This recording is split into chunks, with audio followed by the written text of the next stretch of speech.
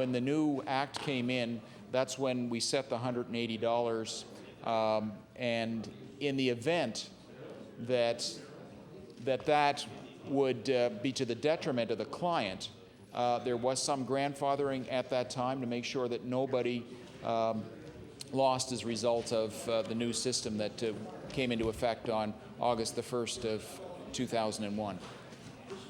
Order, please. We have reached the moment of interruption, and we'll pick this debate up again at 6:30.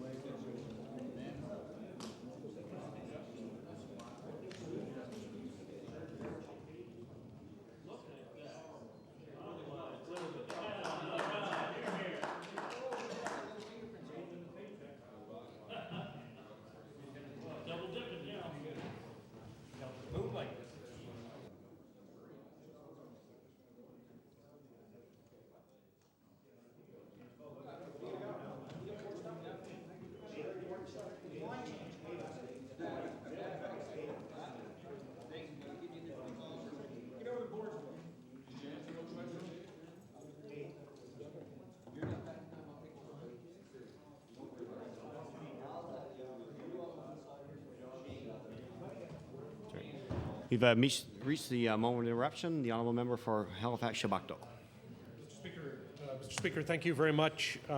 The resolution for discussion this evening is one which was presented to this House by my colleague, the honourable member for Halifax Atlantic, but it's one that I've been asked to speak to. I should, for observers at home, read the resolution so that they're aware of the details of what it is that we'll be discussing over the next half hour. The resolution is as follows. Be it resolved that Liberals who ran in 1999 on a policy of dramatically increasing the provincial debt, and Liberals who are running in 2003 on a policy of decreasing the public debt must explain why Nova Scotians should believe them now. Well, this certainly gets at the heart of the problem of dealing with the Liberals when it comes to virtually any topic, Mr. Speaker. I think many members of this House will agree with me that it's not just a problem of saying one thing and doing another. As this resolution today illustrates, it's a problem with the Liberals of saying different things at different times. And yet, at the heart of the problem, this question of difference between what is said and what is actually done, or what's said one time and justified in different terms on another, can easily be illustrated by turning our minds back to some of the things that the Liberal government did in its time in office between 1993 and 1999. One illustration, this isn't directly a question of debt and deficit and taxation, but one very striking illustration, of course, is the policy with respect to municipal amalgamation in HRM. Of course, it was the policy of the candidates, the Liberals as candidates for government in 1993. There wouldn't be any municipal amalgamation in HRM, and yet shortly after that election, a year after, without any further consultation with the municipalities involved, they brought it in. It remains a big irritant for many people living in Metro to this day.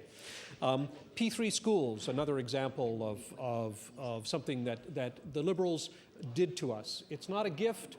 The schools were certainly appreciated in the sense that there were many places in Nova Scotia that needed the schools. But P3 schools, let's recall, have been a disaster on the financial side and on the social side for the communities that have them. It was on the financial side, of course, it was an example of Liberal, one might say, Enron accounting. It was purely a financial device designed to try to keep the debt associated with schools off of the books. It was a financial maneuver so that they could pretend that the debt had really not been encountered. Here's another example, the gambling casinos, also a gift of that government. Another example, pharmacare premiums. This has been a problem with the Liberals from day one. But we should really try to focus on the question of what it is that this province now has to grapple with on the question of debt and deficits. I listened yesterday because this is the second day in a row in which we've had a special debate with respect to debt and deficit. I listened yesterday to the Liberal finance critic, the honourable member for Richmond, who confessed that, of course, he was very new to financial affairs and was learning his way through the portfolio. He was trying to understand in detail what it is that's involved in the finance portfolio. Well, immediately in his speech, he made one of those basic errors that one frequently encounters with respect to finance at the provincial or national level. And the error that he made was to start talking about the province as if it were a family.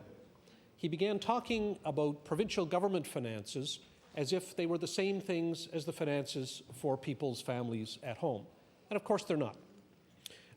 This is not the most important error that the Liberals have, but it illustrates that there are a number of basic facts that are important to understand just as foundations for economics and the provincial finance that should come home to the Liberals but seem not to have come home to them. The difference, of course, between family financing and a government's financing is that in the families, we grow old and our income prospects decline. At the time of your life when you're ready to retire and your income will go down, you should have put your children through university if they're going to university, you should have paid off your mortgage, and you should have established yourself in business if that's where you are, because your income is going to go down and you're going to retire. Governments don't retire. We're not like families in that respect. And that's an important distinction. But it does not mean, of course, that we can carry debt forever or that we can accumulate debt forever. The fundamental point that we have to remember about finance in the province of Nova Scotia right now is that we cannot afford to increase our debt. That means no more deficits on an annual basis. It's just not on, because this province can no longer afford it. That's the starting point. Now, the difficulty is that it's far from clear that that would be the program that the Liberals would follow, even though they are now saying that debt is a problem and they want to pay down the debt. The last time we had a Liberal finance minister, he brought to us a budget that essentially proposed more Enron accounting tricks. What was being proposed was essentially special off-book accounts, this time dedicated to the healthcare budget. And what everyone saw was that this was not an acceptable way to do the books of the province. Everyone saw that this was an attempt at an accounting trick that was designed to give a misleading picture of the true financial state of the province. Everyone saw through it. No one was fooled. Even the detailed calculations on the amounts turned out not to be accurate. So that budget went down in flames and that government disappeared. Now, I don't think we're likely to see anything that is likely to help us from the government we now have. Even though they're taking a different line. They're not likely to say one thing and do another. They've been, I think, fairly straightforward about what's occurred. There are other ways to understand it. To our misfortune, this government has kept on the road that it planned. It's a real pleasure to hear some amusing comments from the member from Cape Breton South. It's not something I'm going to engage with, because at this point, this is the main problem that this province faces at the moment, which is the economy is in the hands of a government that is, although taking a different approach than the Liberals did, is nonetheless not delivering what it is that Nova Scotians need. The priorities of this government should be the priorities of what it is that ordinary Nova Scotians need. Unfortunately, they're continuing to add to the debt, and they are not delivering what Nova Scotia families really need. The list has been enumerated here a number of times. It's a break on auto insurance, it's a break on tuition fees, it's a break on HST, it's a break on pharmacare, it's a break on health care costs of people in long-term care. That is exactly what it is that people, working families in Nova Scotia need, not what it is that they're being offered right now, nor what we're being offered or have been offered in the past by the Liberals. Thank you very much, Mr. Speaker. The honourable member for Cape Breton South. Thank you very much, Mr. Speaker. Pleased to join in this debate this evening. And just want to make reference for a moment to the motion. It's by, interesting, it's by the former leader of the NDP who still sits in this House. And it is a pleasure to speak to the resolution from the members of the perpetual opposition, known as the Nothing Doing Party, also known as the New Democratic Party, or short for the End Dippers. Before I get into the debate, I'd like to read some names, Mr. Speaker. I'd like to read some names before I get into the debate. John DeVoe, Helen McDonald, Charlie Parker, Yvonne Atwell, Dr. Heinrich Bitter-Sermon, Peter Delaflis, Don Chard, and Rosemary Godin. May they all rest in political peace. Mr. Speaker, all 8 of those MLAs paid a supreme political sacrifice just so the member from Halifax Atlantic could, quote, get it on. That was his slogan. Remember the double-dipping member from Halifax Atlantic and once leader of the NDP who said at the last election, let's get it on, like it was some kind of sport. His juvenile antics cost the NDP 8 seats, and it cost Nova Scotia a better health care system. After the next election, I'll read another list of the NDP fallen, including the one who brought this resolution forward. See, Mr. Speaker, the NDP don't get it. We had an election in 1999. The people chose the current government, and we in the NDP lost fair and square. The problem is that the NDP can't get over that election. I say let's move on.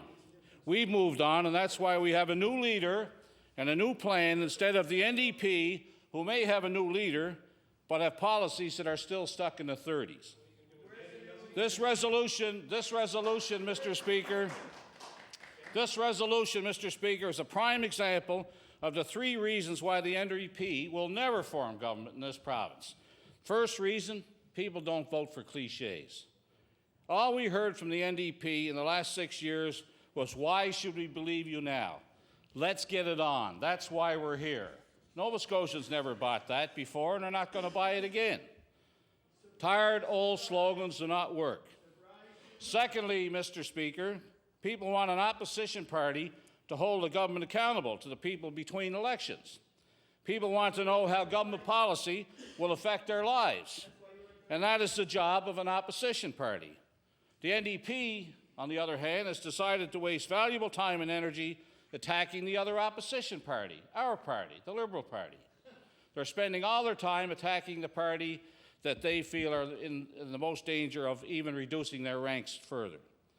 Not only is that a waste of time, is they're using resources that could be used in attacking the government for the current policies. To put it mildly, Mr. Speaker, the NDP has a blind dislike for Liberals, means that the government gets away with things they shouldn't, because the NDP are more preoccupied with us than they are with the government. And thirdly, Mr. Speaker, the NDP and the government are always living in the past. People want to hear about what the next government is doing, not what the last one did. Mr. Speaker, this resolution fails to mention one thing. It fails to mention that there was no plan to run an election in 1999 by our government. It was the Tories and the NDP who forced an election in 1999.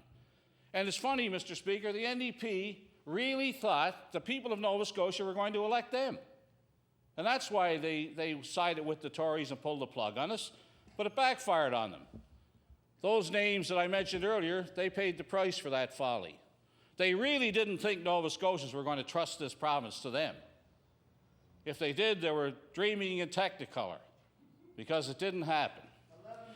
They were chomping at the bit, Mr. Speaker, for another election, and 8 of their colleagues, Mr. Speaker, 8 of their colleagues paid the price. You know what, Mr. Speaker? What else is disturbing, Mr. Speaker? What else is disturbing, Mr. Speaker, is the member for Halifax Atlantic is still in his chair in this House, collecting a paycheck from the government while working somewhere else as well. Russell McClellan, the former Premier, had the good grace to leave this chamber with dignity, while the member for Halifax Atlantic hangs in here until the last moment. So, Mr. Speaker, let's get back to the election and the $600 million health investment fund. Remember, Mr. Speaker, the NDP voted against the plan to stabilize health care so they could get into power. Well, they didn't get into power, and health care has suffered ever since. Mr. Speaker, had there not been an election, there would have been no Bill 68, and that's a certainty. But it was the NDP who sold out health care workers in 1999, instead of voting for a budget that would have helped the system. The Health Investment Fund was also a fund that would have been paid back over 14 years by Sable royalties. Investing, though, Mr. Speaker, if the NDP had it their way, there would be no Sable projects, and that's a certainty. If the NDP had their way, there wouldn't be any gas coming ashore anywhere or any royalties, because it would be still on the ocean floor. It would be still on the ocean floor. Mr. Speaker, I shudder to think what would have happened in this province under an NDP government.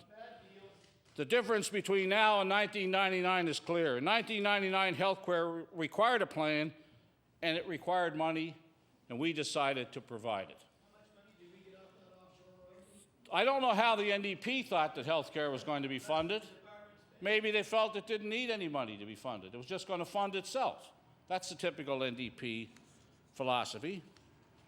Mr. Speaker, health care is still underfunded, and they continue to throw money at the system with no plan. I'm talking about the current government. And, Mr. Speaker, in 1999-2000, Nova Scotia experienced its greatest economic growth because, I believe, of the McClellan government. In 1999, the private sector created 12,600 new jobs for Nova Scotians under the policies of a Liberal government, the biggest one-year gain in the past 20 years.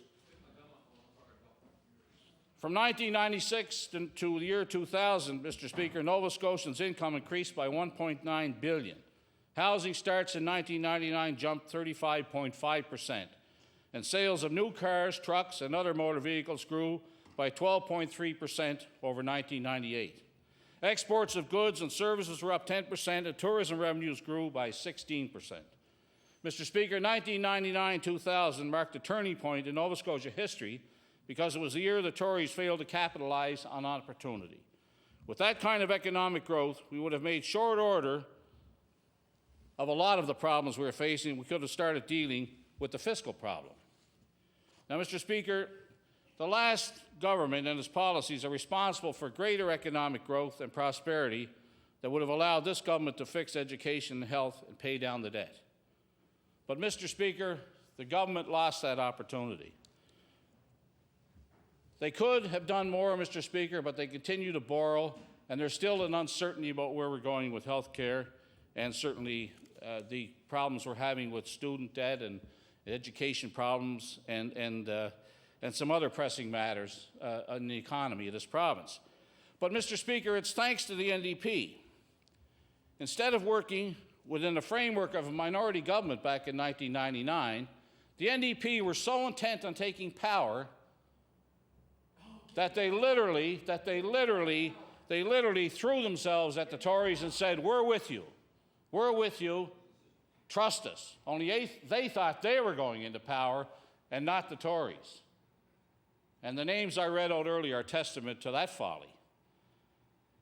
Thanks to the NDP, we have a government today in this province that I don't think has a plan to go forward past the next election. That's evidenced by the Financial Measures Act provisions, which we'll be talking about later this evening. And in short, I might add, Mr. Speaker, that the NDP literally gambled and lost. That's what happened here. Back in 1999, they threw caution to the wind and they said, Nova Scotians will elect us. All we have to do is get back to the polls, and they'll elect us. Because remember how we stopped them, Mr. Speaker, at the 1-yard line in the previous election before that. And they went backwards ever since. And they'll continue to go backwards in this province because the people of Nova Scotia had the good sense to reject them back then. Because I shudder to think where this province would be today if that crowd had have achieved government in 1999. We would have been worse off than the Bob Rae government in Ontario, or much worse off than perhaps the Glenn Clark government, both NDP governments in British Columbia. These people just don't get it. You have to have a plan, you have to manage the economy, you just don't throw money at it and increase the debt.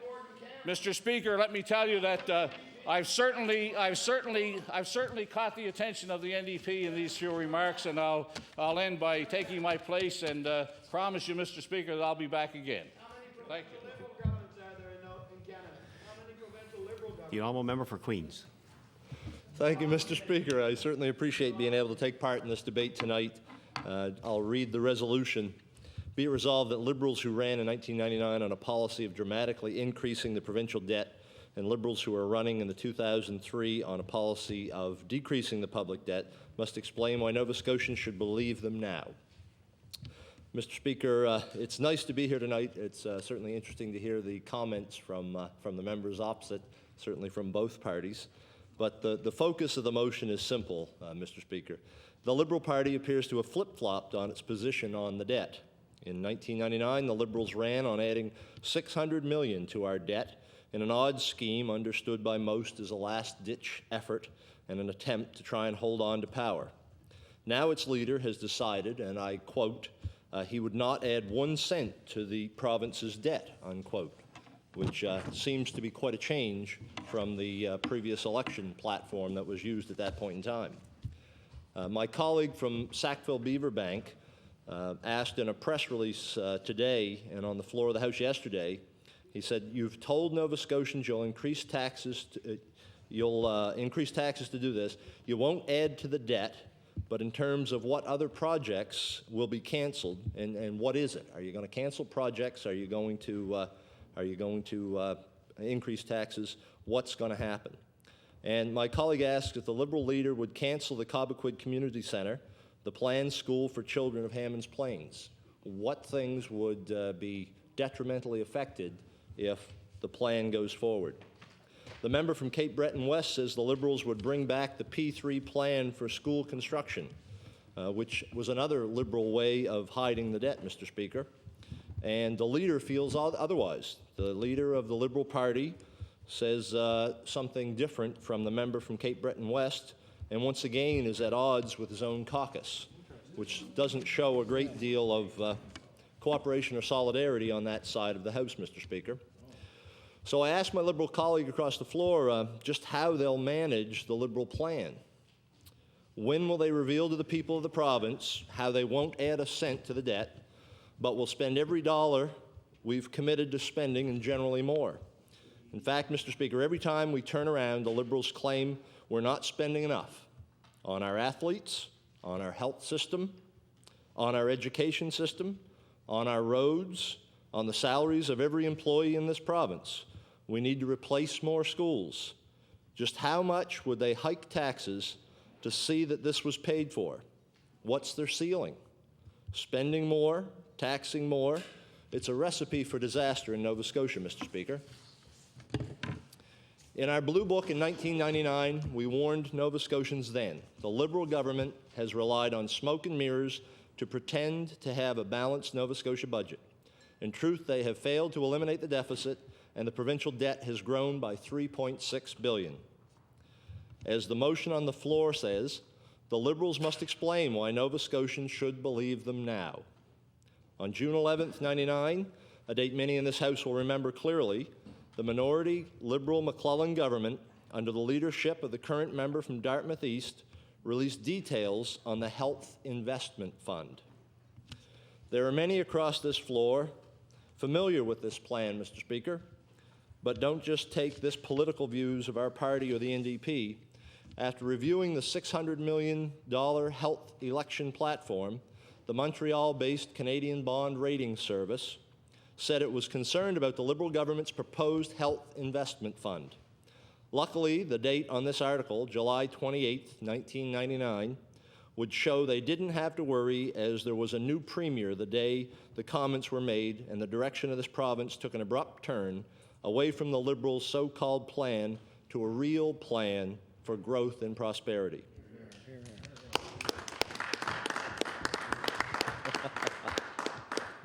However, the agency warned at that time that if the province had passed the 1999 Liberal budget, the rating outlook for Nova Scotia's long-term and short-term debt would have been revised from stable to negative.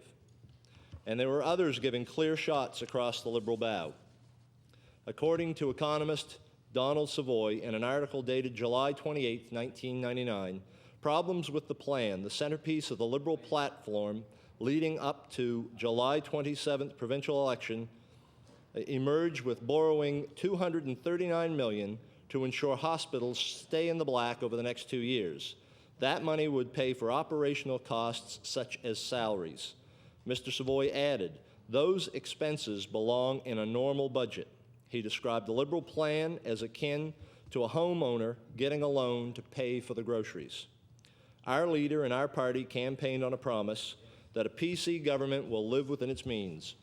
By spending responsibly, we will protect our ability to guarantee priorities like health care and education for the future. We're committed to a long-term plan for reducing the provincial debt to a manageable percentage of GDP, enabling us to reduce taxation and promote a healthy, job-producing economy. In fact, as noted in one of this year's budget bulletins, Nova Scotia continues to make progress when it comes to managing our long-term debt. 2 successive balanced budgets have put us on the right path.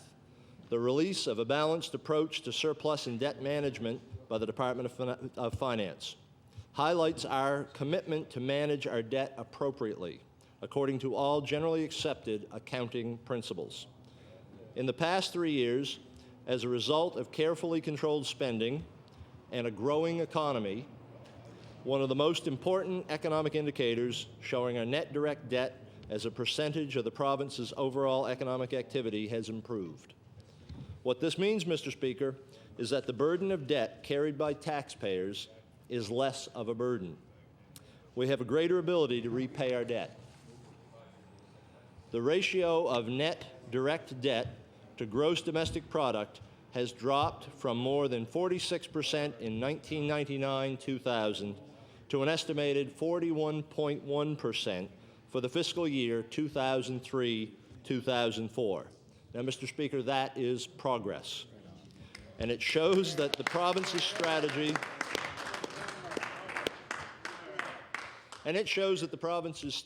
of managing the debt is working.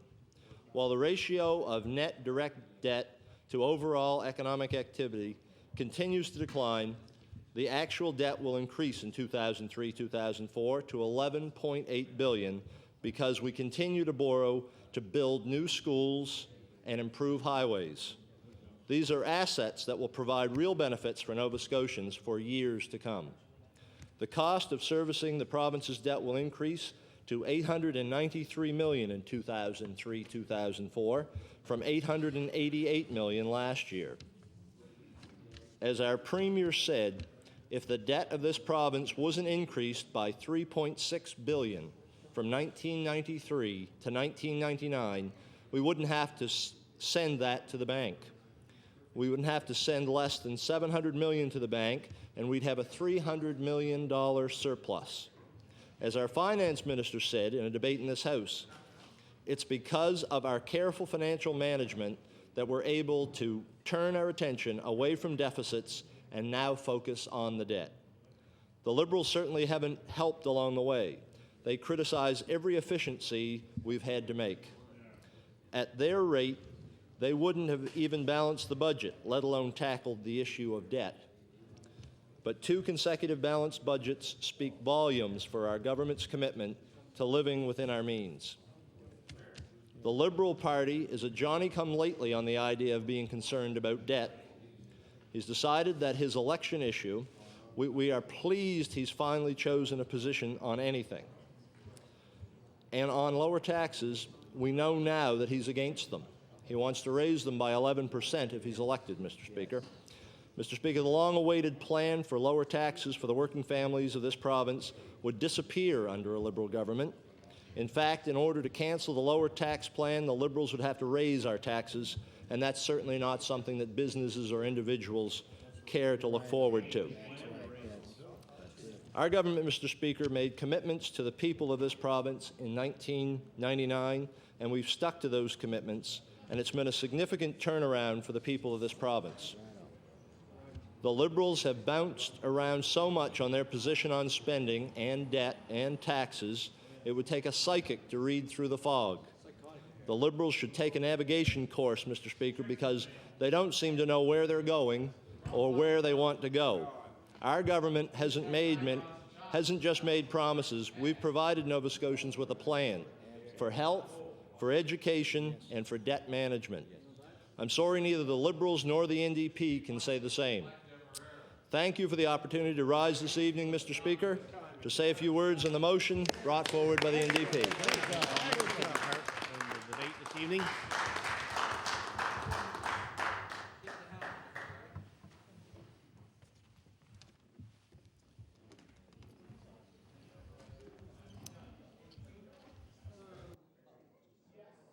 Thank you. We'd like to call the committee to order and recognize the member from Dartmouth North.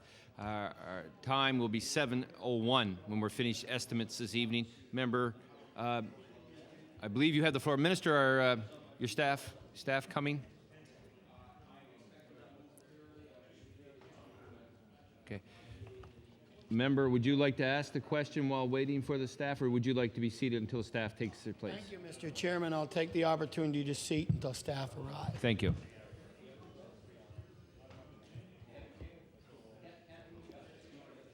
That was quick, gentlemen. Thank you. The member from Dartmouth North has the floor. Thank you, Mr. Chairman. And Mr. Chairman, I was questioning, prior to the moment of interruption, I was questioning the Minister of Community Services, particularly on the individual budget allotments that are given to persons on income assistance. And the Minister consistently referred to the old municipal welfare scale and what, the significant benefits that had been moved from the municipal welfare scale and so on.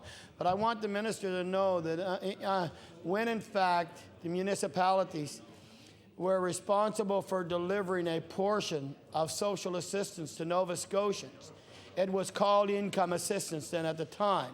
There was another branch called family benefits, and it was managed by the province of Nova Scotia. There was, in fact, some flexibility by the municipality through the income assistance programs. And the reason why I say that, Mr. Chairman, is because to inform the Minister that I asked the Minister with respect to the shelter allowance. The Minister did respond, did indicate that there was a review in process going on with respect to shelter allowances. And he indicated that sometime in the future there would be a report, or the Minister would make an announcement, or his department would make the adjustments through policy, whatever the case may be, to hopefully provide the adequate shelter to those individuals who are on income assistance. When I asked him about the personal allowances and how the Minister arrived at the $180 for individuals on social assistance, and how that number was arrived at as being the fixated number that would allow people to live adequately, the Minister tended to avoid the question and didn't give me an answer on how they arrived at that, and how the department actually come to the conclusion that that was the kind of dollars that were needed to provide someone with food, clothing, and all other personal items for a month.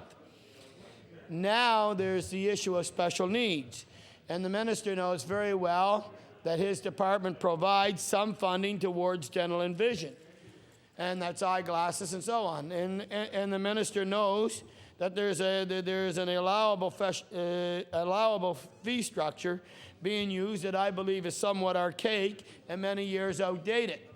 And I want to know how the Minister has arrived at the fee structure for dental and for vision needs as well.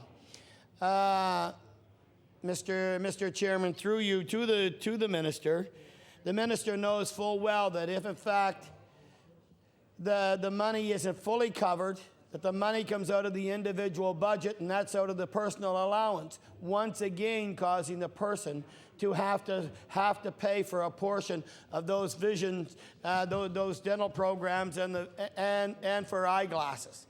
The question is there's no other place left for the individuals to go. One time, service clubs and agencies would assist in providing money, but there's very few of those available now to individuals seeking those kind of special needs. So my question to the minister is, how do you arrive again at the allowable fee structure that is designed by your department for dental and vision care? The Minister of Community Services.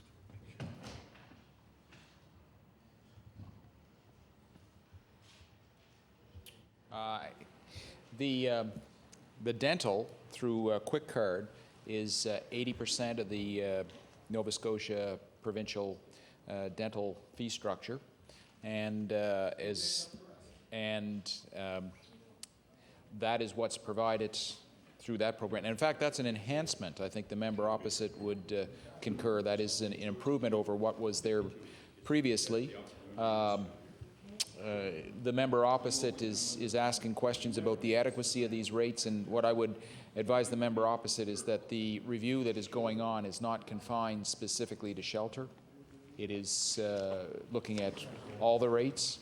The member opposite has also made reference to some of the flexibility from the for the special needs, and that is a wonderful component of the new employment support and income assistance program that was not there previously, as I understand it, with the family benefits program, at least in my dealings with the family benefits program as a municipal councillor.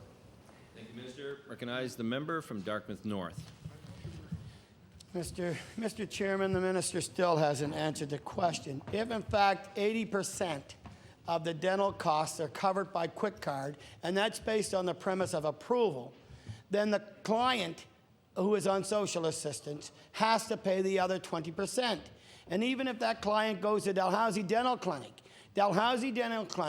or no other dental service will pay to have the client's restorative dentistry done unless the client is prepared to pay up front the 20% of that cost. Some of these costs range over $100, and some of them may even range in the thousands of dollars, depending on the particular cost that's needed. And my question is to the minister, that what happens to the client who is on social assistance because the Department of Community Service for this special need and this vital need does not pay the total cost? What happens is the individual then takes out of the personal allotment, much the same as the rent that for decent shelter. Out comes the additional money that's required for eyeglasses. Out comes the additional money that's required for dental. There are no agencies out there today that can offset this cost. So I ask the minister, if you're doing a review, have you seriously considered the implications today? And since you're doing a review, can you give me a time frame on when that review might be coming forward? Thank you for the question. I'll direct that to the Minister of Community Services. Yes, thank you, Mr. Chairman. I thank the member opposite. With regards to the dental, the member points out that the client may have to find the means to pick up the 20%, which is difficult if you're on community services. But it is common with all group plans that there be some sort of copay, but I think the member opposite would also realize that some of the clinics about, in fact, waive that 20%. So there are some out there that will provide service for the 80%. So I just make mention of that it does occur, and that's between the service provider, in this case the dentist or the dental clinic, and the client. With regards to the timelines as to when we're going to have completed the review of the rates, I'm not able to provide that today. I have been aware of it for some number of months, so it's an ongoing process. I'm not able to give you a definitive timetable other than I would expect it to be done before the end of the year. Thank you, Minister. I'd like to recognize the member from Dartmouth North with 3 minutes in turn. Thank you, Mr. Chairman. And the Minister, you have enlightened me. I was totally unaware that there are some dental services out there whom, in fact, will waive the 20% fee. I can tell you last year, I had negotiated with the Dalhousie Dental Clinic on an individual who was required to pay $120 up front. It was fortunate that after a long period of time, we finally got 3 or 4 agencies together who would lend the individual the money in order to have the work done through dental services of Dalhousie Dental Clinic. Now, if there are some private dental services out there who will waive the 20% fee in consultation with the client and themselves, then I would like the Minister to at least table them so that I can take advantage of those dental services out there, so that when people come to me, we know who they are and who we might be able to refer them to. There was one time when, in fact, the Department of Community Services at the municipal level, and I guess I don't know if you do it now or not, but at least negotiated, and this is on particularly with respect to eyeglasses. They would negotiate with a particular firm to provide eyeglasses to those individuals who needed them. I don't think this happens now. Individual clients are expected to go to where they can get the eyeglasses, and the department funds a certain level. I think it's 80% a gain on eyeglasses, or up to a maximum, I think, of $120, if I'm not correct. The rest then has to be provided by the Department of Community Services. So the rest has to be provided by themselves, excuse me. So if the Minister can certainly provide me with dental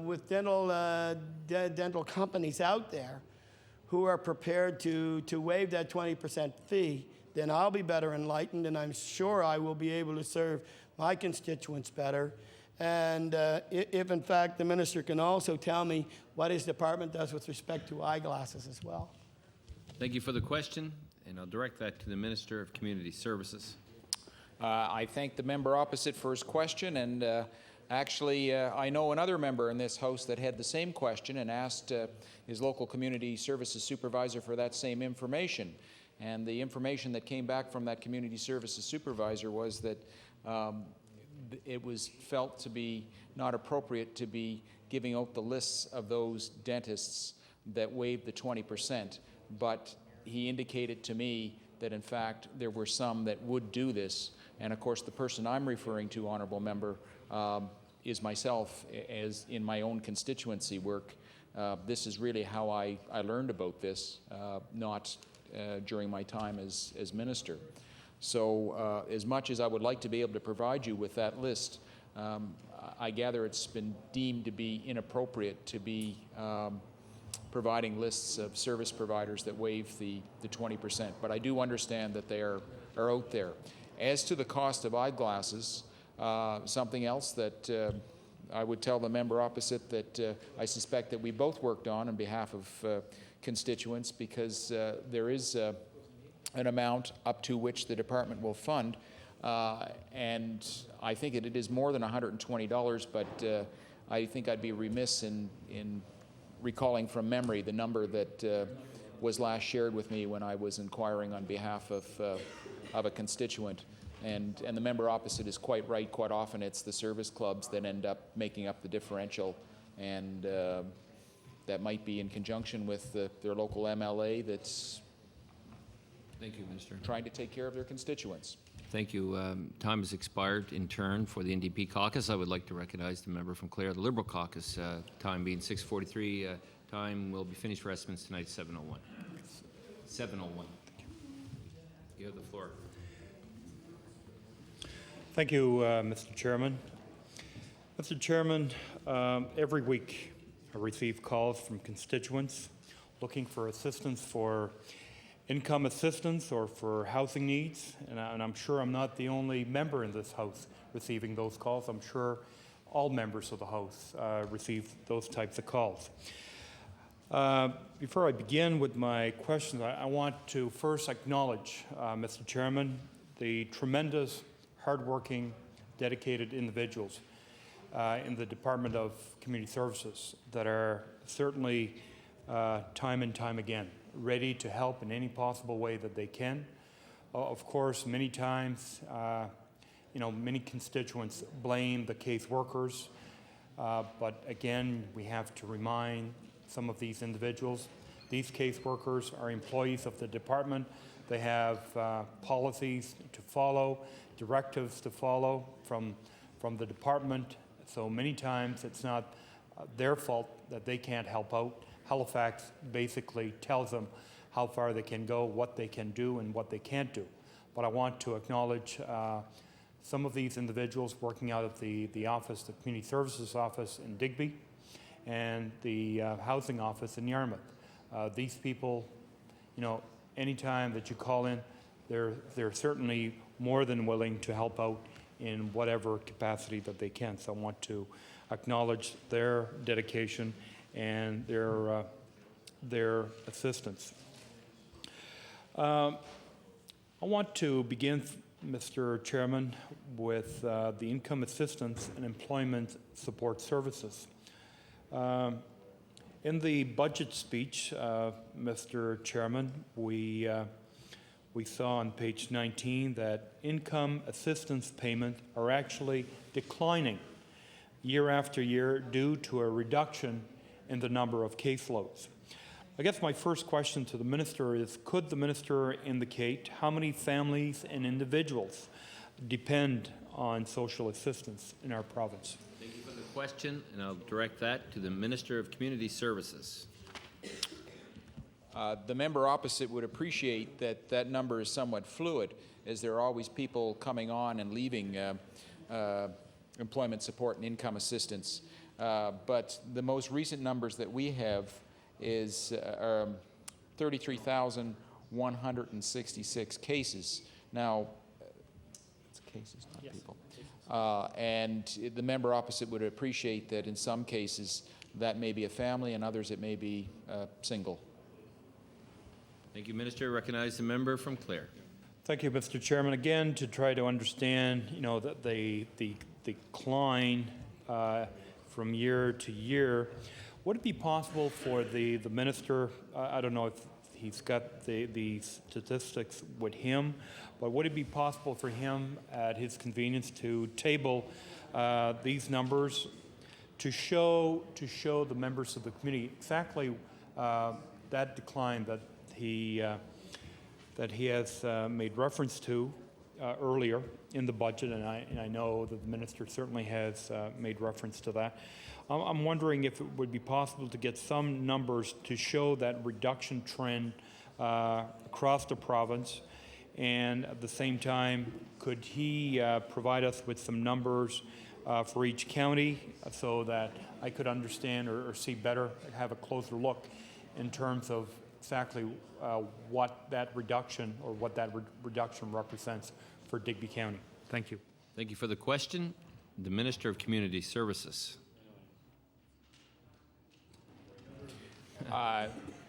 Thank you, Mr. Chairman.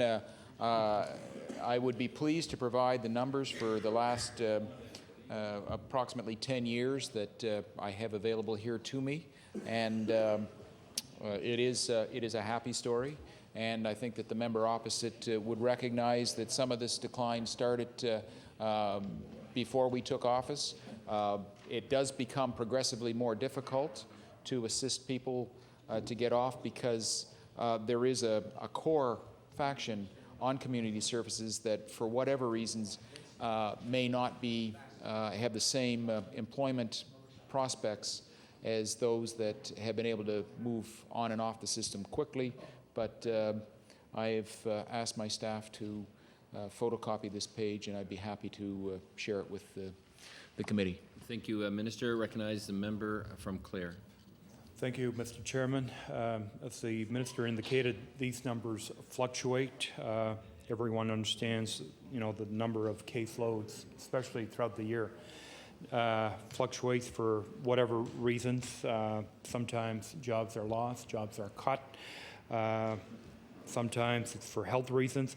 I'm just wondering, would the minister, would he have some numbers to give us some kind of trend, especially in the last year? How many new caseloads were accepted by the department? Is that information available? Thank you for the question. Direct that to the Minister of Community Services.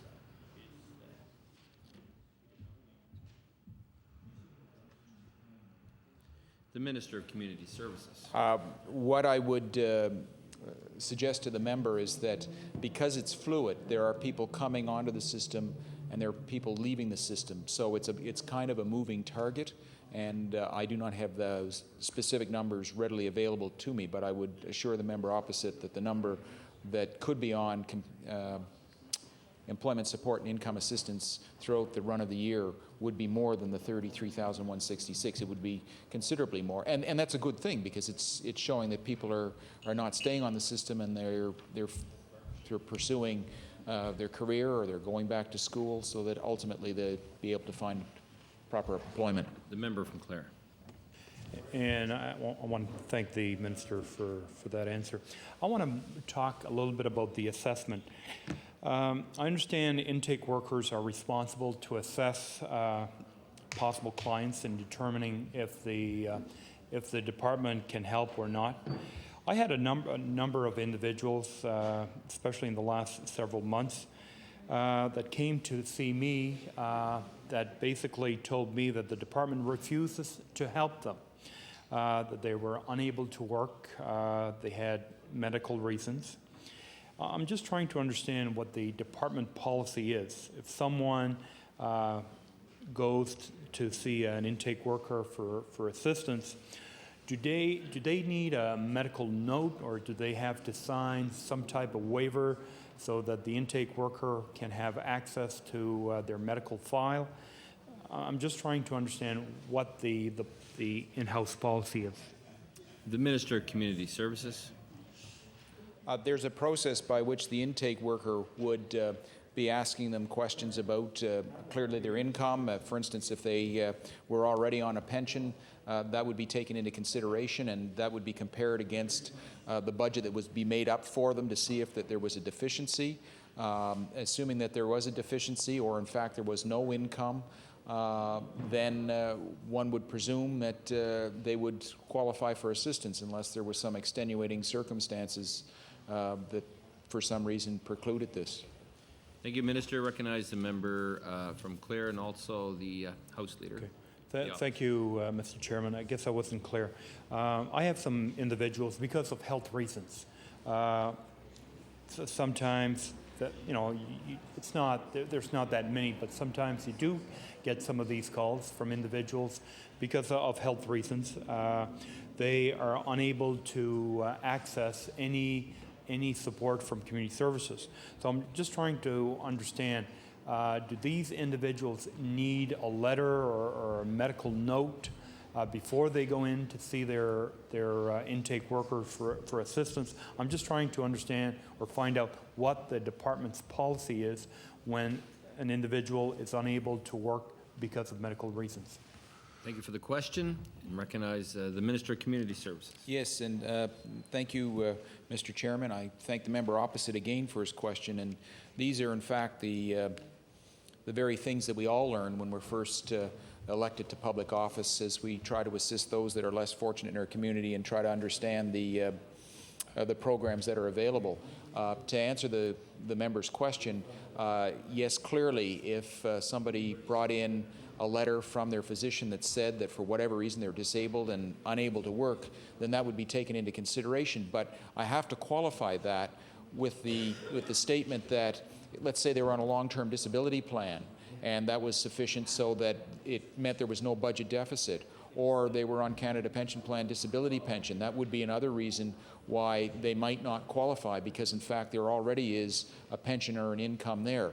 But in cases where there was no alternative income and presumably, not large assets sitting in the bank account, then with that note, my understanding of the system is that the intake worker would accept them, and they would be assigned to a caseworker and presumably be put on assistance. Thank you, Minister. Recognize the member from Clare.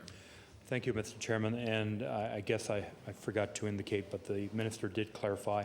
I was looking at especially an individual that has no income, none whatsoever, coming in and basically are in need of some type of support.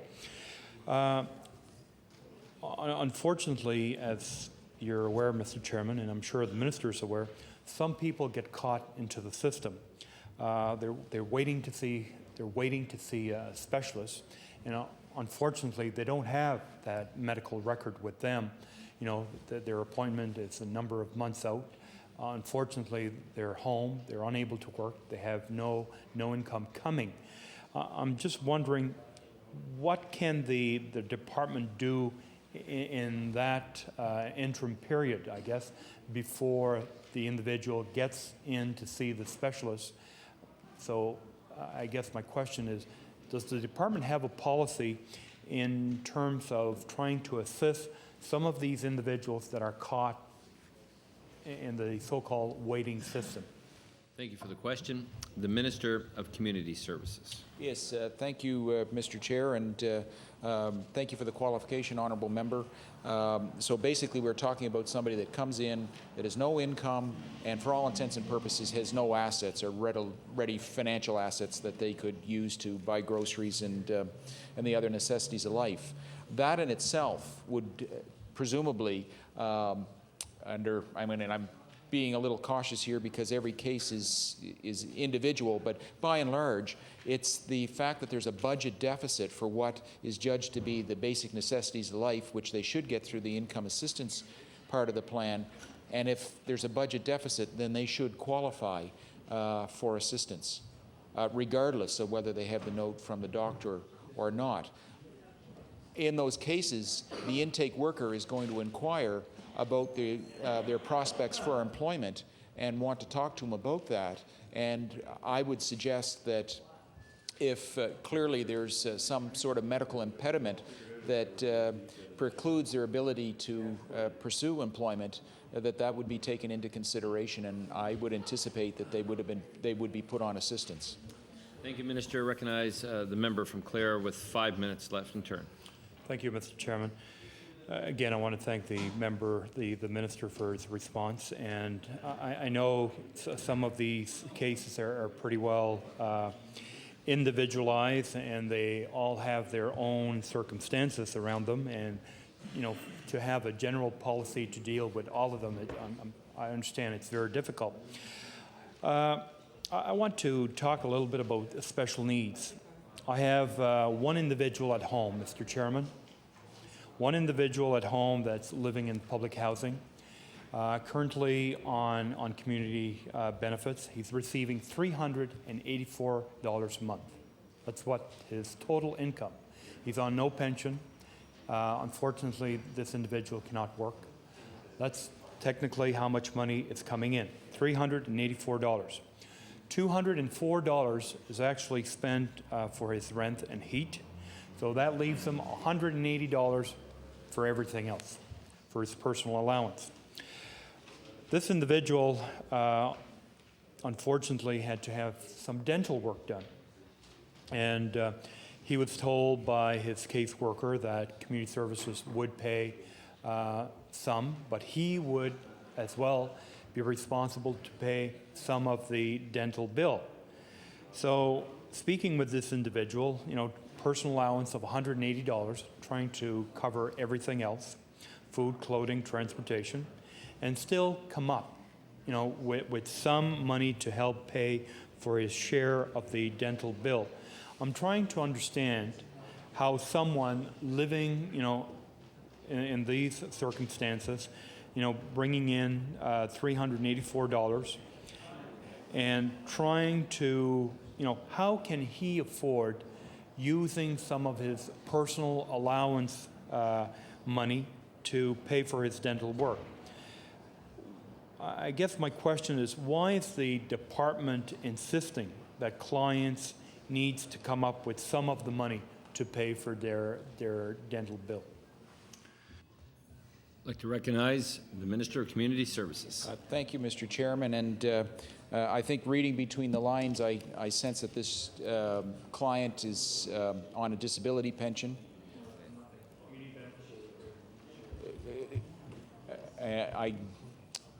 The member opposite has said that he's just on straight income assistance, but to assist me in answering the member's question, would I presume that he does not qualify for employment support because there's something that precludes him from pursuing a career? I'd like to recognize the member from Clare with 2 minutes, member. Thank you, Mr. Chairman. Just to be clear, this individual unfortunately is unable to work. He is living on strictly income assistance from the department, trying to make ends meet on $384 a month that he's receiving from community services. At the same time, he needed some dental work done, and he was told that he would have to pay some of this dental bill himself. And obviously the question was, where do you want me to find, that money? And he was told by the caseworker, you are receiving $180 a month for your personal allowance. You will need to find some money out of that in order to help pay for your dental work. And my question was, why is the department insisting for some of these individuals that they have to come up with some money to help pay for their dental bill? Thank you. Recognize the Minister with 1 minute. Yes, thank you, Mr. Chairman. I think that what I'm hearing, though, is that he's got shelter through public housing, which is covered by the income assistance to the tune of $204, but the value of that housing is probably substantially more. So in actual fact, we are assisting him greatly more than the $384. The honourable member is suggesting that the $180 makes it extremely difficult for him to cover anything else. There should be some other allowances made for somebody that medically is unable to work. For instance, trips to the doctors and whatnot, I would think would be covered under transportation. The member opposite is Order, please. Asking on behalf of Order, this. please. Thank you. Thank you, Minister. Time has expired for this evening's estimates. I would like at this time to recognize the Government House Leader. Yes, Mrs. Chairman, I move the committee to now rise, report considerable progress, and ask to sit again on a future date. So moved. Thank you.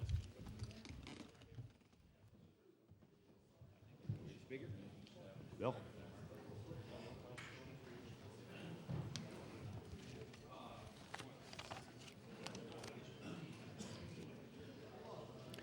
Chairman, on the Committee of the Whole House and Supply reports. Committee has made progress, and begs leave to sit again. Is it agreed? Agreed. The Honourable Government House Leader. Yes, Mr. Speaker. Would you please call the order of business public bills for second reading? Public bills for second reading. Speaker, would you please call Bill number 36, the Financial Measures Act 2003? Bill number 36. The Honourable Member for Halifax Fairview have 35 moments. Thank you very much, Mr. Speaker. I'm pleased to rise again to continue where I left off on Tuesday. Mr. Speaker, on Tuesday I had been explaining to the members on the opposite side of the House how much the Financial Measures Act and the budget of which it forms a part is built on illusions, that every major contention this government makes about the budget and the Financial Measures Act turns out on closer examination to be not true. And on Tuesday, I examined the claim that the budget is balanced, last year's and this year's. I examined the claim that the debt is under control. I examined the claim that this is a tax cut budget. And I showed how all of those things on closer examination are untrue. And what I was in the middle of talking about when I had to break off last Tuesday was the illusion that, as I heard the Minister of Economic Development say again today, is that the economy is doing great. And he said in question period today that he's about to start on a tour of the province, telling everybody how great things are around the province. That, as John Buchanan used to say, prosperity is just around the corner, Mr. Speaker. I guess it's a line from the Tory playbook that they like so much from the Buchanan years that they can't help themselves but use it again this time. But as I pointed out the other day, the truth is that job growth in Nova Scotia is less than the national average.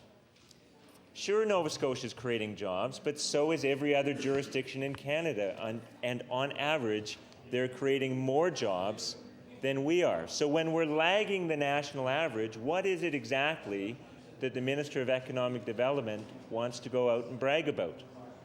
If the Minister of Economic Development wants to use his time more productively out over the next few weeks, I'd like to suggest that he maybe travel to Manitoba, where they have an unemployment rate that is half of Nova Scotia's.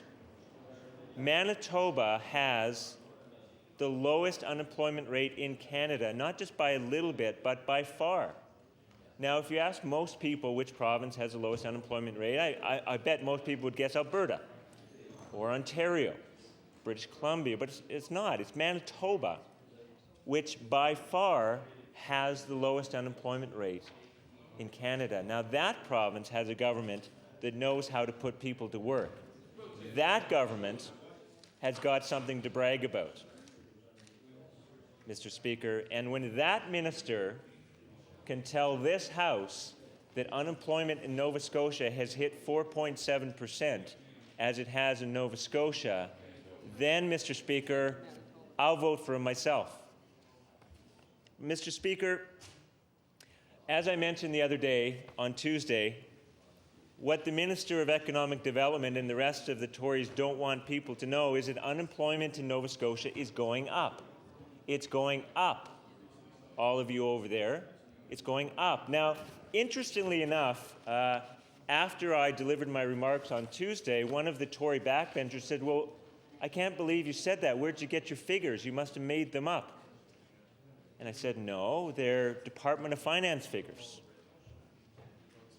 produced by Nova Scotia's Department of Finance. And he said, well, but that's not true because Nova Scotia is creating more jobs than anywhere else. I said, no, it's not true. Here's the figures produced by the Department of Finance. I guess the key, Mr. Speaker, is that when you look at these figures, you have to read them with an open mind and not with a preconceived idea of what it is they're going to tell you. Now, how is it exactly that Nova Scotia can have more jobs than ever before and yet have our unemployment rate stubbornly high and growing? And growing, I might add. Well, there's a very simple reason. One of the little secrets of the Nova Scotia economy that I never hear this government talk about, and that little secret is called the participation rate. And the participation rate is the percentage of the adult population that are either working or looking for work. And what happens in an economy that's really doing well is the participation rate rises because people who have been discouraged from looking for work are drawn back into the workforce. But Nova Scotia's participation rate has been for a long time, is today abysmally low. And let's take the minister's home territory of Cape Breton, Mr. Speaker. What is the participation rate in Cape Breton? The participation rate, that is the percentage of the adult population that are either working or looking for work, is 50%. Mr. Speaker, a very well-respected economist said to me once, a couple of years ago, when the participation rate in Cape Breton was about the same, is that those kind of participation rates are seen nowhere else in Canada except on Aboriginal reserves, where the economy is so bad, where the jobs are so few, that 1/2 of the adult population is not even looking for work. Now, what's the national average? Just to give you an indication of what a proper participation rate is. Well, the Canadian participation rate is 66.6%, 67.5% seasonally adjusted. That's what you see in economies that are doing okay. There are almost no provinces in Canada that has a participation rate lower than Nova Scotia's, and there is probably no region of Canada, very few regions of Canada, with participation rates lower than Cape Breton. So that means, Mr. Speaker, that when that minister goes knocking door to door in his riding of Cape Breton North, every second household that he goes to is not just not working and not just not looking for work, but not even looking for work. Not even bothering to look for work because they know the jobs are not there. Now, let that minister travel up to Cape Breton and tell them again, in the true heritage of John Buchanan, that prosperity is just around the corner. Because that's what the government spin doctors told him to say. And let the member for Guysborough, let the member for Colchester Musquodoboit Valley go to his people and tell them that prosperity is just around the corner, Mr. Speaker. Because you know what? The funny thing is, I represent a Halifax riding. There are more people working in my riding, than in theirs. And this message that prosperity is just around the corner, I don't think is going to sell very well on the doorsteps. Now, the Liberals are going to go out with the message that tax cuts are bad. That's fine. They can sell that message. They're better at this game than I am. But that crowd is going to go around in Shelburne County, in Yarmouth County, and they're going to say, prosperity is just around the corner. But you know what, Mr. Speaker? The truth is that unemployment in their regions is going up. The participation rate in their regions is still abysmally low. And let me tell you one of the other dirty little secrets of the Nova Scotia economy, Mr. Speaker, that I never hear them talk about, and I certainly never hear the Minister of Economic Development talking about, and this is a very real problem in my constituency, and I'm sure in theirs as well, and that is the little secret of underemployment. That is people who have a job, and so they count as employed, but they are not working at jobs for which they have the skills, the education, and the aptitude. A couple of weeks ago, I met a young man, a computer science graduate, can't find work in his field. He wants to, just can't find it. So he's applied for work at a call center. And that's fine.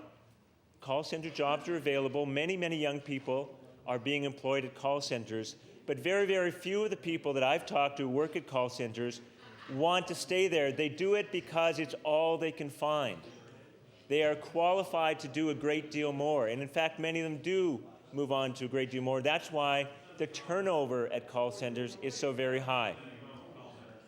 That's why the turnover at call centers is so very high. So we have this young man who's ready for the knowledge economy. He's got his degree, and he's ready and willing and able to work, but the jobs aren't there. So that young man is underemployed. Now, if the Minister of Economic Development really wants to do something for job creation in Nova Scotia, I'll give him a tip, some free advice. Because I'm in the advice business, Mr. Speaker, although the crowd over there is very selective in which advice they listen to.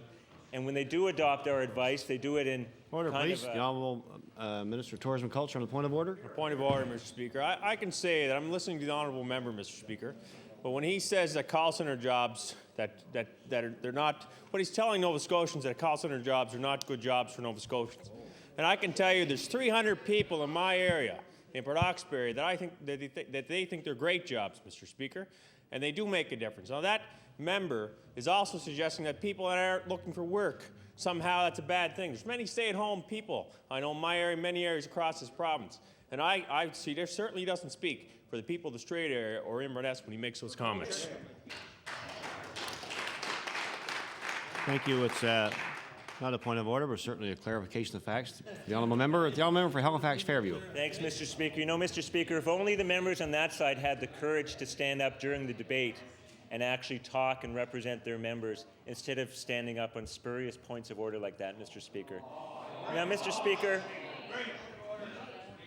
Order, please. The Honourable Member Colchester Musquodoboit Valley. Mr. Speaker, the terminology that honourable member used may not have been unparliamentary, but to insinuate that another member rose on his feet on a point of order, that is left to the Speaker. The Speaker makes that decision, not any member sitting in his place in the House. And I have to say that not too long ago, I had a conversation with the chief from Millbrook. And the chief up there is trying to attract a call center for the Millbrook First Nation people. And he'll be very pleased when he's able to make that announcement. And I find it very distasteful that that member will criticize the employer and the employees that provide those jobs for Nova Scotians. He should be ashamed of himself, and he should apologize to the people.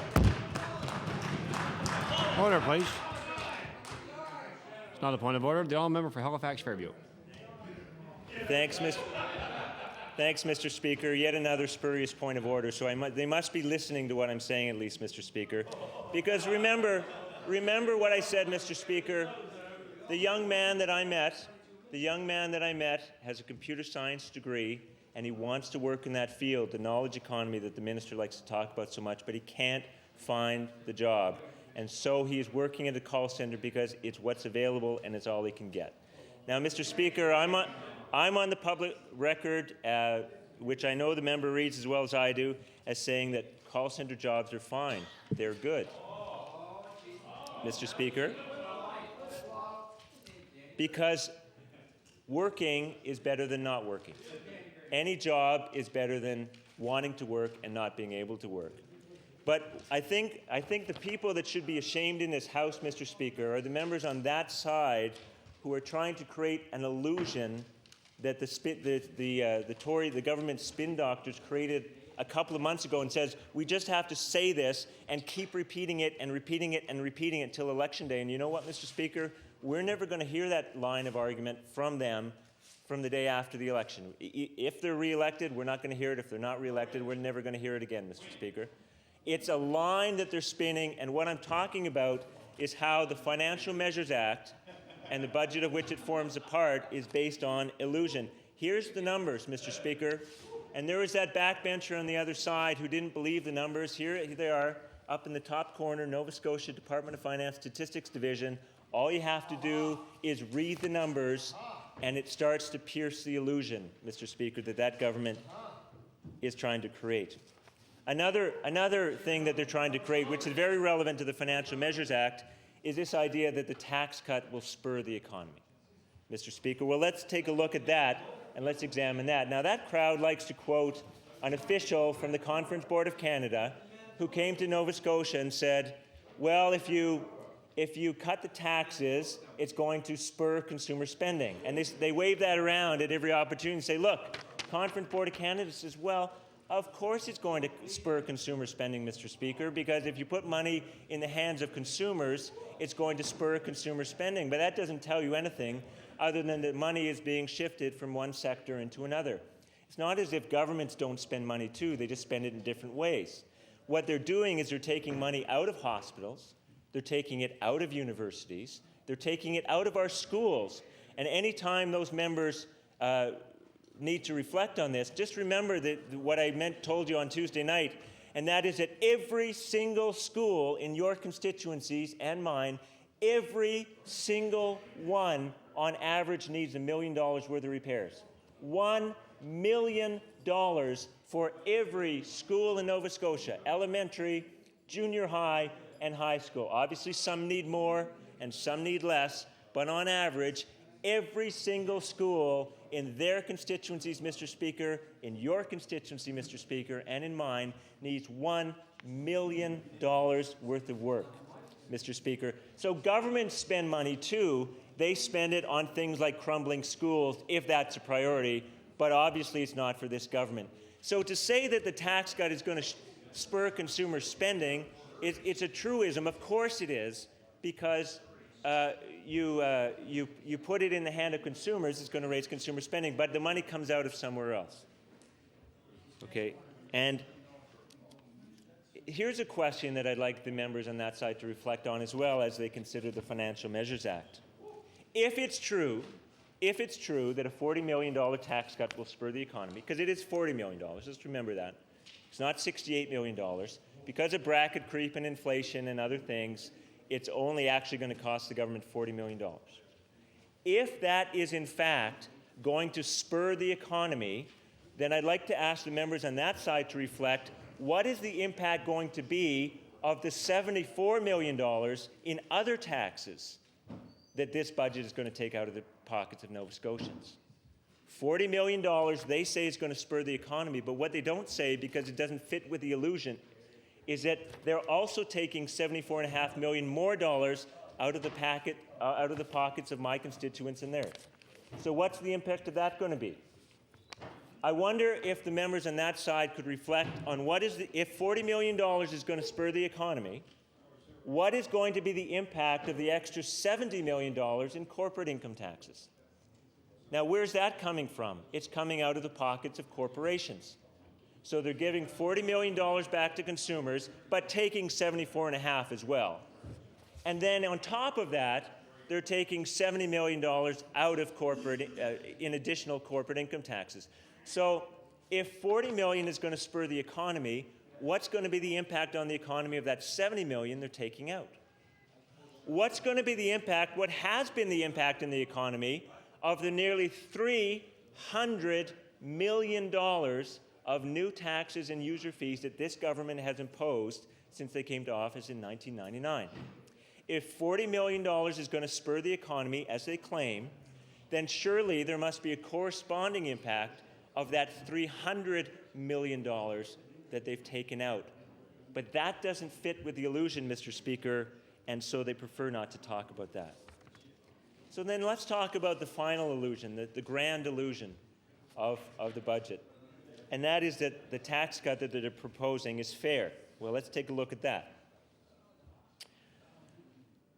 What the Minister of Finance has done is redefine who is a taxpayer in Nova Scotia. He'll stand up and he'll pound his desk and he'll thunder out, just like old Yeller there, the Minister of Economic Development. And I always know that the louder the Minister of Finance gets, the less substance there is to what he's saying. So he'll pound his desk, and he'll say, Nova Scotia taxpayers are all getting a refund, every single one of them. But it's not true, because what he really means but won't say is that it's Nova Scotia income taxpayers. Every single Nova Scotian who buys anything in the store is a taxpayer. Every single one. Every single one. But the minister, for some reason, is excluding them or doesn't count them because it doesn't fit in the illusion. All the pain that this government has inflicted over the past 4 years has been in the form of regressive taxes that hit everybody equally, no matter what their income. And it's been in the form of user fees, which hit everybody equally. The parking fees at rural hospitals is such a sore point in rural communities. It hits the poorest person the same way as it does the richest person, Mr. Speaker. $1 to park at a rural hospital might not be very much to somebody earning in the hundreds of thousands of dollars, but to somebody on social assistance, to a senior on a fixed income, it matters and it hurts, Mr. Speaker. But that's how this crowd has imposed the taxes and user fees. So all the pain... Order, please.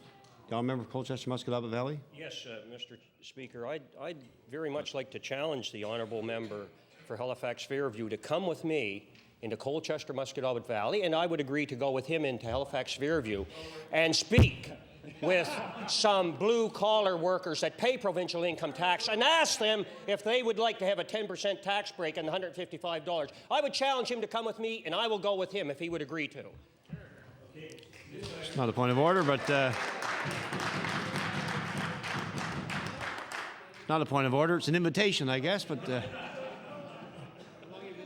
and the honourable member for Cape... The honourable member for... Order, please. The honourable member for Cape Breton South actually invited them to go now, so I don't know.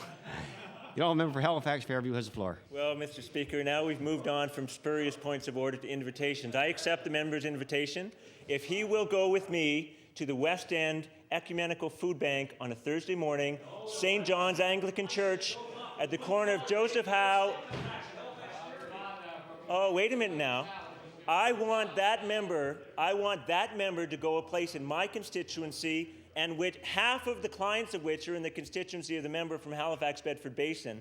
And I want that member to come to this place where people, not one single person at that food bank is going to get that $155 check, Mr. Speaker. And if that member agrees to come to the food bank, Order, please. Now, member Colchester Muscat Valley on point of order. Yes, on a point of order. Mr. Speaker, irrespective of the NDP philosophy, and I question whether the NDP ever saw a Nova Scotia business that they liked. Does the NDP recognize that it's Nova Scotia businesses and those employees that make payroll taxes that help sustain all the programs that government provide? Have they ever recognized that? And if they do acknowledge that, Mr. Speaker, then they should have the courage and audacity to go out and talk to the worker, the blue-collar worker that pays provincial tax. Again, it's not a point of order. The honourable member for Halifax Fairview. I'm not sure if that was a spurious point of order or a question, Mr. Speaker, but it actually fits in very well with where I was going next. On the Easter weekend, I sat in the living room of a young man with a young family in my constituency, and if the member wants to go into my constituency, I'll take him door knocking on one of the streets. I mean, people call Fairview a blue-collar community, and if that member wants to go door knocking with me, I'll gladly do that. I'll go with him to his constituency, but he has got to come to that food bank to see who's being left out of this government's plan first. Anyway, I was sitting in the living room of this young man, and he was laid off from the public sector. He used to work in the public sector, but he was downsized. And so he did what I'm sure that member would think was a good thing, and he started his own company. And we talked a lot. We talked for over an hour about as a matter of fact, the reason I was sitting in his living room was to start talking about Jake breaks, because he's one of those people who lives so close to the Bicentennial Highway, and I know the member is sympathetic to the issue of Jake breaks. But we started talking about Jake breaks and then ended up talking about what it's like to run a small business in Nova Scotia. So this young man with a young family took his severance money after being laid off from the public sector, laid off under this government from the public sector, took his severance money, and he started his own company. And I won't name the company because I don't think that's fair to him. But what I will say is it's in a service industry. And he said that what is killing him, and that if you could ask the government to do one thing, it's to deal with the underground economy.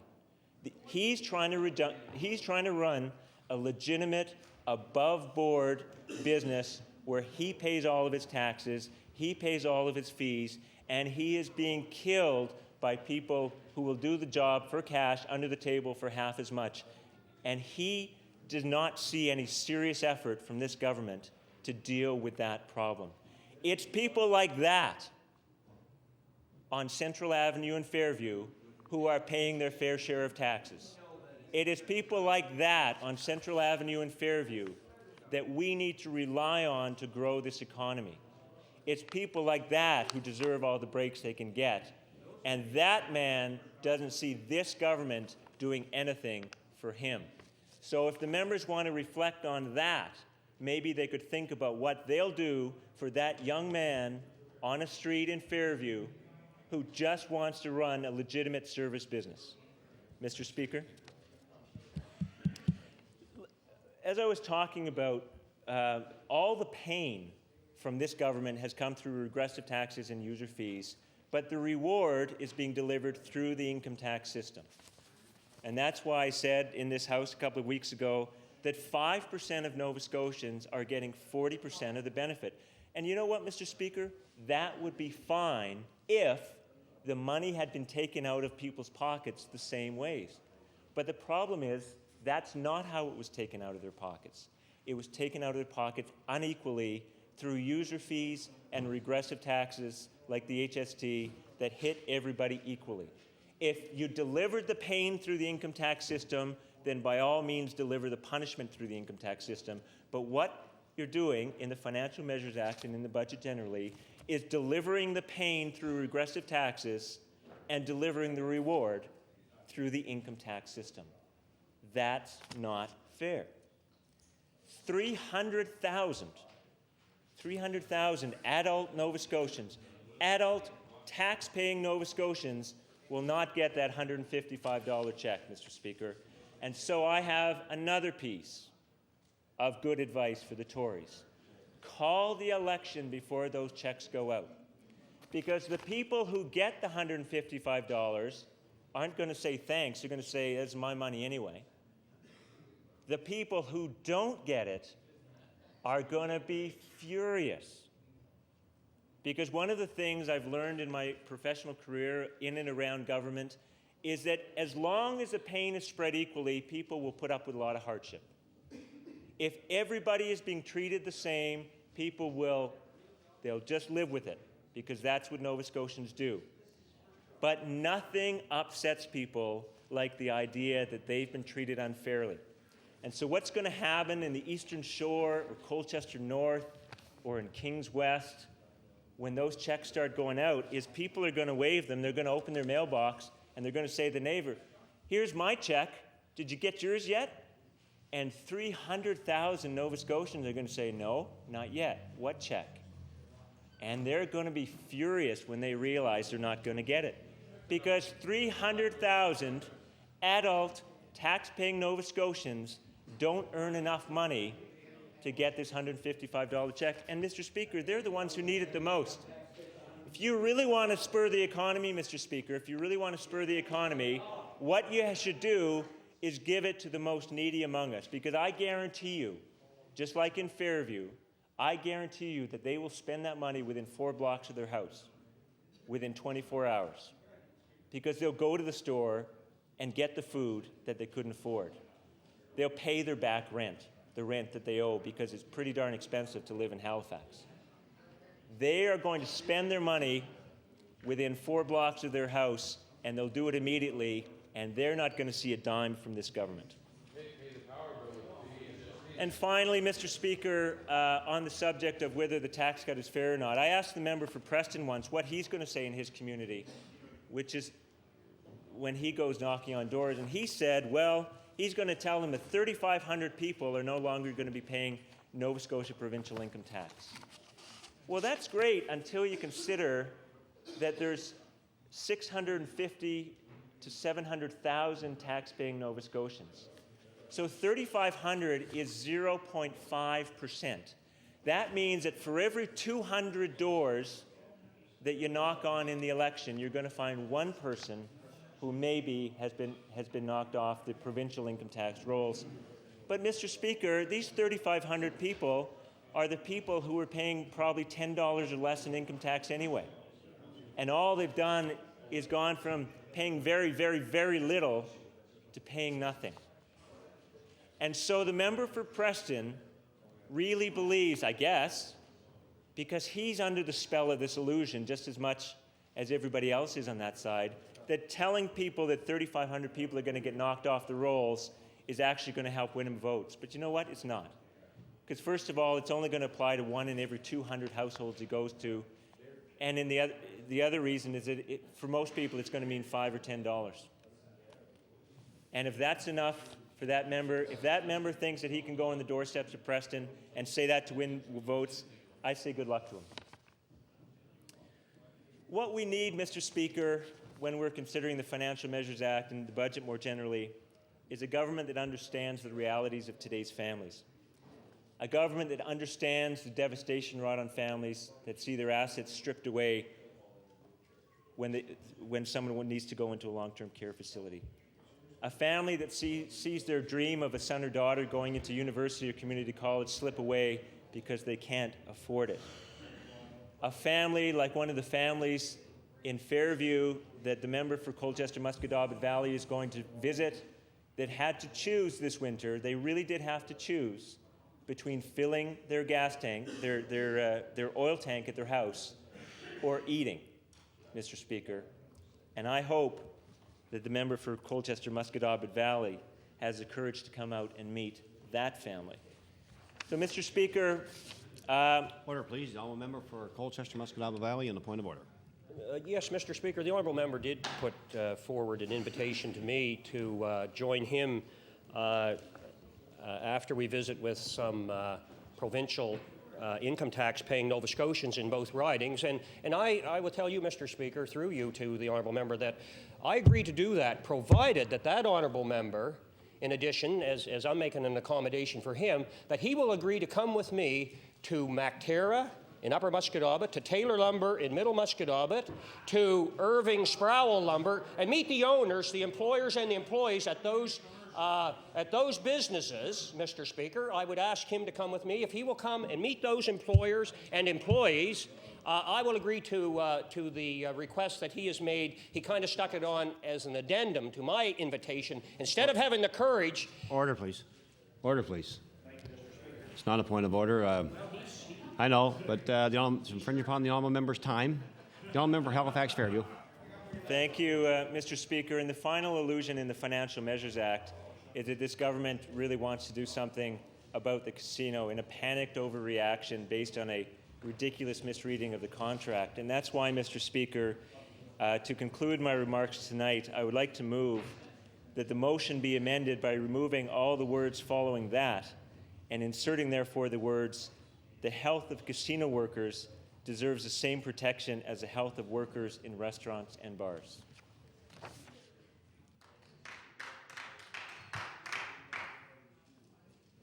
I'd like to see the amendment that the honourable members move, please.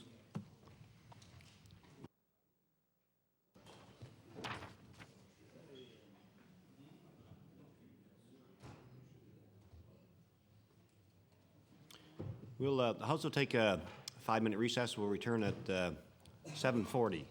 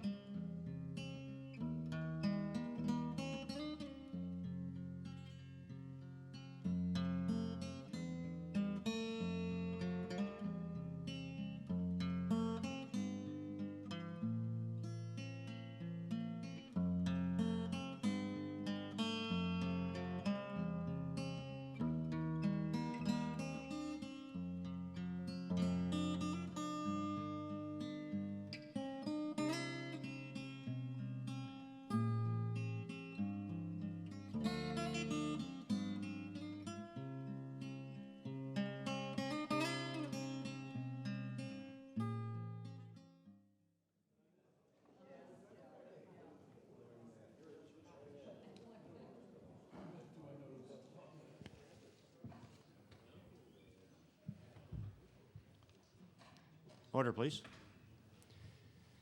The bill that's before the House at the present time for second reading is obviously the Financial Measures Act, which is an omnibus bill. The amendment which the honourable member moved, and I'd like to read that the motion be amended by removing all words following that and inserting therefore the words, the health of casino workers deserves the same protection as the health of workers in restaurants and bars. Obviously, a reasoned amendment moved in the House in regards to a bill would address the main principle of the bill. And with a bill such as the Financial Measures Act, in my belief, there is no principle of the bill that's being addressed at this time. It's actually talking about a specific section of the bill. Therefore, the motion is out of order. The honourable member for Cape Breton South.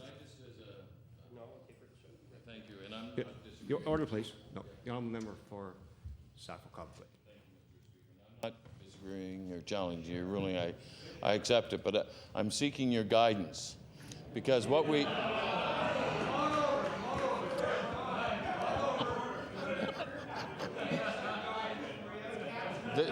they could use it over there too, Mr. Speaker.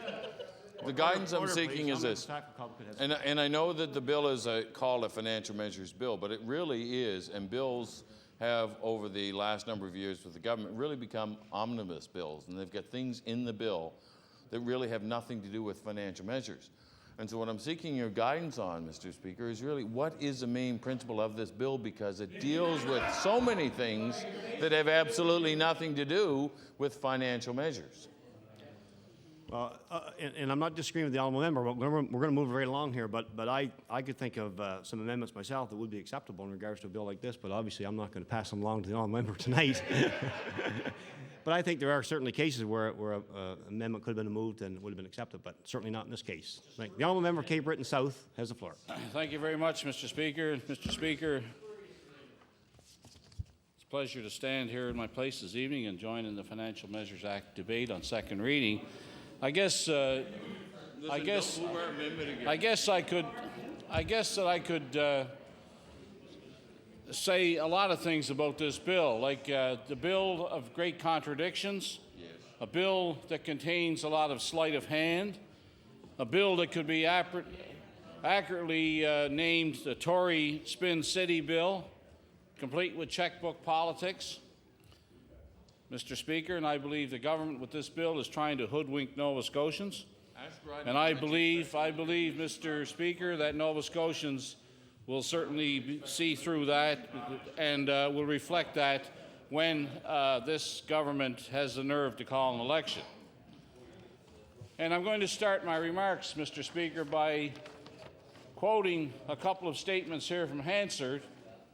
First one being a statement made on Tuesday, April 17, 2001, by the Premier. And the statement is, Mr. Speaker, the Premier is quoted, and he says, Mr. Speaker, what I will confirm is that a year from now, this government will introduce a balanced budget, and from that day onward, the debt of this province will no longer grow. The debt of this province will no longer grow. The Premier said that. Premier said that. Premier Ham said that, and it's a great misrepresentation of the facts. And I'm being kind in saying that's what it was, because as we stand and sit in our places here today, the debt is growing. It's growing up by $500 million since this government took office, to the point where it's going to reach $12 billion next year. And the finance minister is projecting that the debt will go up for the next 7 years in this province. Yet the government is trying to hoodwink Nova Scotians into thinking they've got a balanced budget.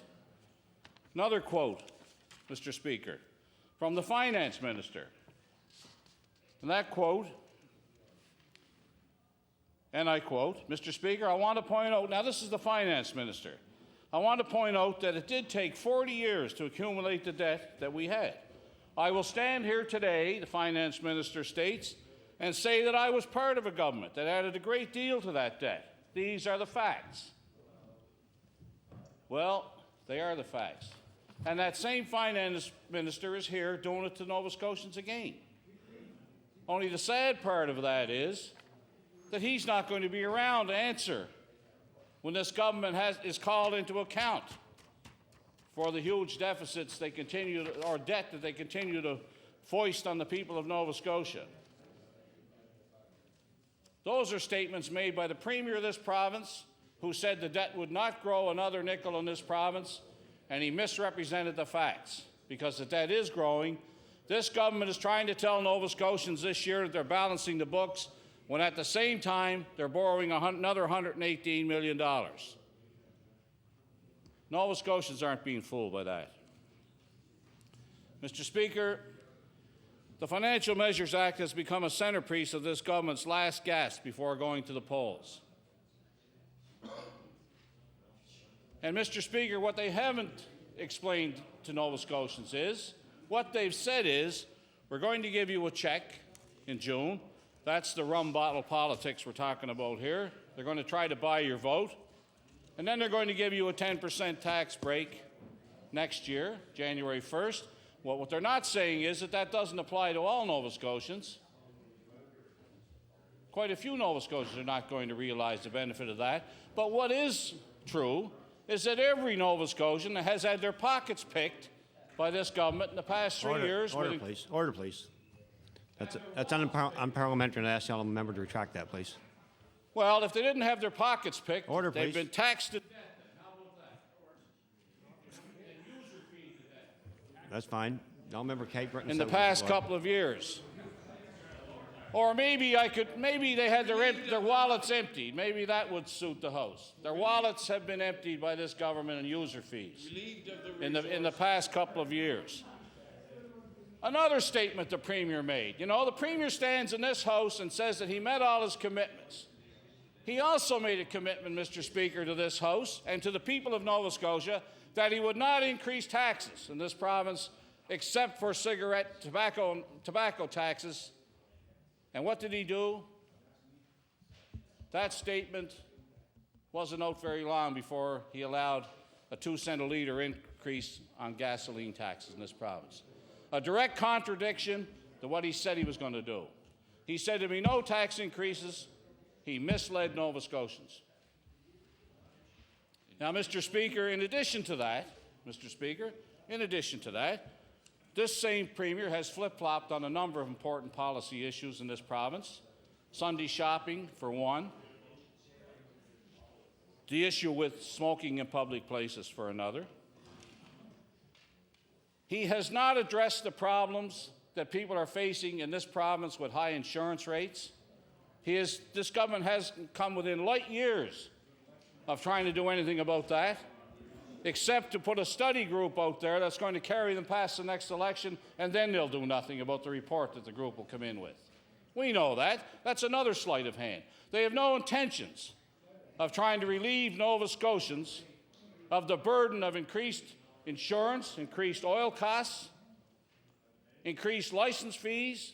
As I said, they've user-feed the people of Nova Scotia where they can't stand it anymore in terms of their financial ability to pay. People are hurting in this province, and this government is only interested in one thing, is trying to the member from Colchester said, giving them a break. Taking money from them in one hand and giving them half back in the other hand. That's giving them a break. They're giving them their own money back. It's not even half back, Mr. Speaker, but I can tell you that the government completely ignored Nova Scotians' plea for tax breaks when the federal tax break came down in the year 2000. They didn't let that pass through. Every other province did, but Nova Scotia didn't. They kept it. They kept it. And there's another word I could use on that, but I know that I won't get away with it if I use it tonight. But they kept that money, and now they're trying to give some of it back and say, on the eve of election, aren't we wonderful? We're going to give some money back to the people of Nova Scotia on the eve of an election. How cynical. How stupid do they think Nova Scotians are, Mr. Speaker, that they're going to buy that? That they're going to buy that on the eve of an election. They're going to try to buy their vote, and then they're going to come up with a 10% tax decrease on provincial tax only next January 1st, which means that anybody making $30,000 a year or less is not going to see hardly any improvement in their tax situation next year. Who's going to receive the benefit of the 10% tax increase the most? Those that are making the most money and paying the most provincial income tax. So when those members go looking to get reelected, let them tell the people the truth in their areas, that unless you make a great deal of money, you're not going to see a great deal of benefit from that 10% tax decrease in provincial taxes. Mr. Speaker, it's important, I'm going to digress for a moment, but I'm going to come back at some point to the financial picture here. But I want to digress for a moment to trades training. There has to be, Mr. Speaker, improvements in the trades training apprenticeship program. We all agree with that. And indeed, we need to ensure that the needs of existing and anticipated new employers and the potential for great career opportunities for Nova Scotians in skilled trades exist. Industry and business are anticipating the number of certificates of qualification being issued each year will need to triple by the year 2007. There is, Mr. Speaker, however, a concern with this act, the fees for training, exams, and certifications. I'm coming back to fees again, because no matter what you talk about, Mr. Speaker, with this government, it comes back to money, money that taxpayers are being relieved of to satisfy the insatiable appetite of this government. And the fact that this government now wants to be generous after charging just about every user fee that they could possibly come up with in this province. Many Nova Scotians who want to become tradespeople will soon be paying higher fees because the province is expanding its apprenticeship program for industries such as construction. And I hope this doesn't send a mixed signal, Mr. Speaker. On the one hand, you want more young people to choose the apprenticeship program, but on the other, you are charging more for it in the amount of fees they'll be expected to pay. Fees for registration, exams. For example, Mr. Speaker, we know that the cost of a one-week training course will jump to $70 from $40, and registration for the program, by the way, which used to be free, will now be $100. Another $100 out of the pockets of the people who want to access that program. As well, Mr. Speaker, the businesses that hire apprentices will have to pay a $1,000 accreditation fee every 5 years and an annual credit fee of $500. Another tax. The government talks about, in other words, Mr. Speaker, the government is doing nothing for people. What they're doing is charging for everything. If you want the course, you have to pay for it. Like everything else, this government, and not only do you have to pay for it, but you have to pay increased costs. The government talks about the fees as a cost recovery program, and now how all the revenue generated from the fees will go directly back into the apprenticeship program. Mr. Speaker, another measure in this act which has stirred up controversy and will eventually make the government change its mind yet again, I believe, is a provision that makes it easier to cave into the casino's demands to be exempt from smoking legislation. Mr. Speaker, the bottom line here is that the government has given in to the casino's demands without a fight.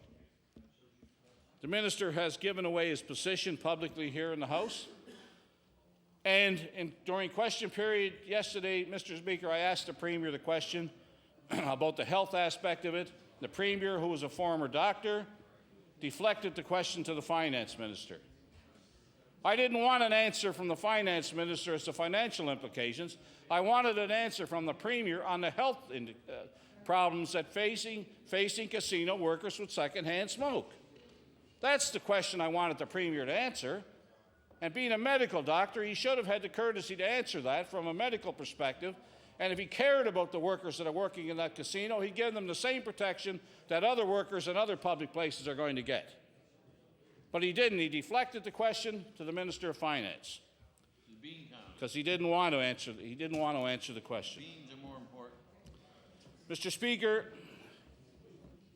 you know, with negotiating skills like this government have and tipping their hand on this issue, it's no wonder they lost the Laurentian Sub-Basin debate with Newfoundland. You know, and I can give you other examples about the great debates that this Premier has lost. His campaign for fairness went nowhere, and he wasted valuable time and money and resources of this province to get absolutely nowhere. It's no wonder, Mr. Speaker, that the offshore is at a standstill. And, Mr. Speaker, this bill before the House on the casino simply raises a white flag without standing up for Nova Scotians. Does anybody really believe that this casino is going to walk if the province plays hardball with them? They're making money even if they play softball with them. I mean, that casino is making a fortune down there. They've got it good here. They're right in the heart of a maritime convention center. Why not put them on the same playing field as all the other businesses are going to have to do? No smoking in public places, not a half-hearted measure to exempt businesses in this province at the expense of other businesses. Put everybody on the same playing field. I can't get an answer out of the Premier on what he's going to do on this. I've tried a couple of times now. The Finance Minister keeps talking about a previous deal. Well, that deal was done by a different government at a different point in time with a different set of circumstances. We're talking about tough anti-smoking legislation that has come up with municipalities who are light years ahead of this government in terms of their insistence that the public be protected in this province. You can't blame trying to protect people in this province now on a previous government of a number of years ago, Mr. Speaker. Mr. Member, like to move adjournment debate, please. I certainly will, and I certainly will be back tomorrow to pick it up from there, Mr. Speaker. Thank you very much. Motion is adjourned debate. Is it agreed? The Honourable Government House Leader. Yes, Mr. Speaker, I move the House to now rise to meet again on the morrow at the hour of 9 a.m. And the House will probably sit to 2 p.m., Mr. Speaker, certainly no later than 2 p.m. The first 4 hours will be supply, and then we'll have up to an hour on Bill 36. Move we now rise. The House adjourned until 9 a.m. Is it agreed? All those in favor say aye. Contrary-minded nay. Motion is carried. The House is adjourned until 9 a.m.